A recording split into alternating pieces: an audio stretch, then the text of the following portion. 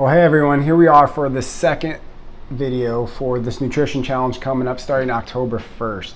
First of all, I want to apologize. On the first video, I heard the audio was less to be desired. So we're going to go over some of the basic details again today. The nutrition challenge is going to start October 1st, and it's going to go for roughly 12 weeks till December 21st. So the goal of this nutrition challenge is to help all of you just get your nutrition in check. It's not to restrict you in any way, but to just kind of set a baseline for people so that we can start to see a change in health.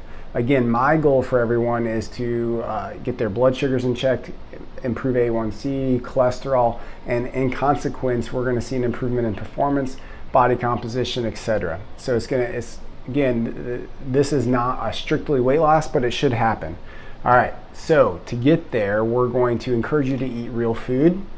We're going to encourage you and not restrict, but we're going to control your portions with using the plate that you saw in the last video. And then with this video, I'm going to go ahead and post a link, and I already have on the Junkies site, but I'll go ahead and post another link of the plates I've chosen. Again, those are for portion control.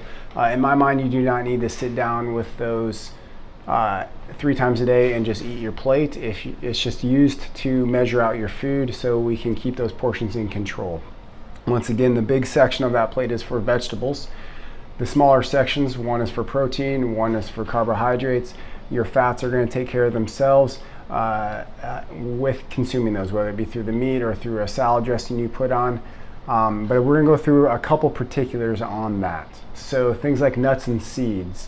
Obviously you can't eat a ton of those because of the fat content. The calories are going to get super high, but yes, you should consume those. I think you need to combine those quantity wise with your proteins. So we're going to bunch them into your proteins.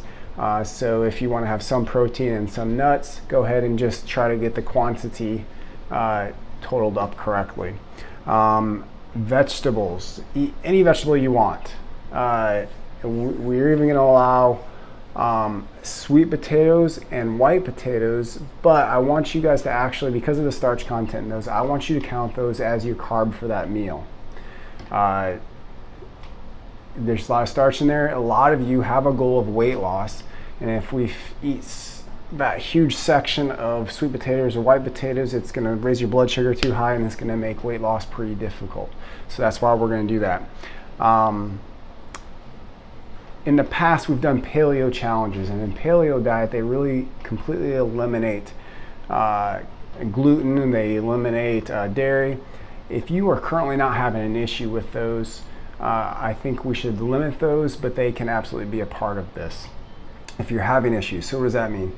If you have bowel issues, if you have a lot of bloating and gas, if you have maybe eczema on your skin, or skin issues, some autoimmune disease, whether it's IBS or Crohn's or whatever, celiac obviously, I really encourage you to completely eliminate those, see how you feel. If you don't feel any different, then that wasn't the trigger. If you are feeling different, then I would keep it the same. But I would not just blanketly for everyone eliminate those from your diet, but I think they could be limited. So let's take yogurt as an example. Some people love yogurt and will like it as a choice. If you are going to have yogurt, that should be your carbohydrate component of the meal. And that goes with any other dairy, cottage cheese, etc. Most of the dairy we find around here doesn't have a substantial amount of fat unless you're purposely buying it, and that's hard to find around here, unfortunately. But because of the lactose, there is carbohydrates in it, so we'll be careful there. That's how we'll classify those. Fruit is always a question. Fruit is also going to go in your carbohydrate section. Now, dried fruit you need to be super careful with because that's condensed sugars. So if you imagine when you're looking at fruit at its natural state, meaning raisins, you would not want to fill that container with raisins. That'd be way too much. But if you look at raisins as a grape, the non-dried form, if you filled that section with grapes, that would probably be an acceptable carbohydrate quantity. So just think of the fruit at its natural state, put it in that little size box there, and if it fits, it fits. Other things people are going to ask us about are, say, post-workout protein shakes. These are going to be allowed on the days that you have vigorous exercise or your typical workout. And it's just one right after your workout. If it's a day you are not working out vigorously or it's a really light day, let's eliminate that just so we don't have those unneeded calories. Other health drinks, for example, some of the new Organifi products we have, or maybe it's a Fit Aid or Kill Cliff, whatever. The calories are relatively low in those, so if you're limiting those to still, just one a day, I don't see a huge issue with it. Just don't go overboard on those. Be careful on the protein shakes, and you're getting one that has a low sugar count. Obviously, the one we have in the Gym Progenics, I think it fits our goals for a post-workout shake. So those would be allowed again on the days you're working out. The other thing people may ask is about bars or snacks. So an RX bar would be a good example. If you are going to have an RX bar, again, I think that should go in your carbohydrate component. There is protein in there, but it has enough dried fruit in the form of a date that one RX bar would definitely fulfill your carbohydrate cube for one of your meals. So just control it in that way. That is going to be the beginning of the questions. I think a lot of you are going to have some questions coming up, and so look for a post that we would maybe do a live Q&A through Facebook Live. If you want to start sending me questions so we can prepare for that, look for the date and the time of that coming up. Otherwise, the registration page is open. When you register, it's going to be $30. That's going to be for the whole 12 weeks.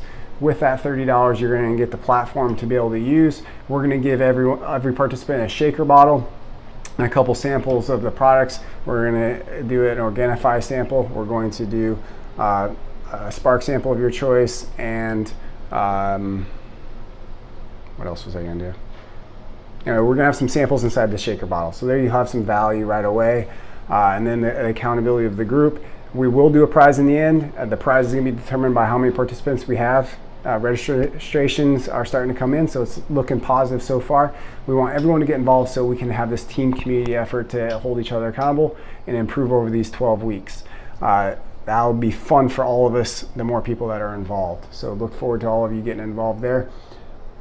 Let's see.